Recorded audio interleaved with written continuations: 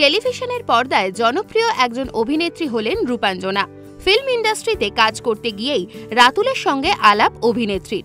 ধীরে ধীরে তাদের মধ্যে একটা বন্ধুত্বের সম্পর্ক গড়ে ওঠে। তার প্রাক্তন স্বামীর সাথে ব্যক্তিগত কারণে সংসার ভাঙার পর তিনি রাতুলকে বিয়ে করেন কিছুদিন আগেই। যদিও তার আগের পক্ষের একটি ছেলে রয়েছে, কিন্তু কোনো শর্তেই নিজের ছেলেকে তিনি হাতছাড়া করেননি। সেই ঘটনার কোনো অন্যথা হলো না এবারেও। রাতুলের সাথে মালা বদলের পর তারা হানিমুনে গেলেন কাশ্মীর। সেখানেও তাদের ছোট্ট সঙ্গী হলো ছেলে রিয়ান।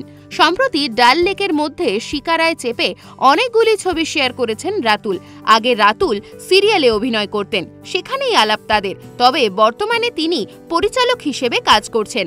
অভিনেত্রীর আগের পক্ষের ছেলে রিয়ানের সঙ্গে খুব মিষ্টি সম্পর্ক রাতুলের। তিনি রিয়ানকে চ্যাম্পস বলে ডাকতেন।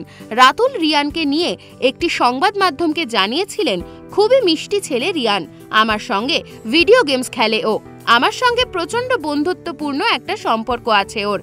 আমাদের মধ্যে রক্তের সম্পর্ক নেই, কিন্তু মানসিক সম্পর্ক রয়েছে।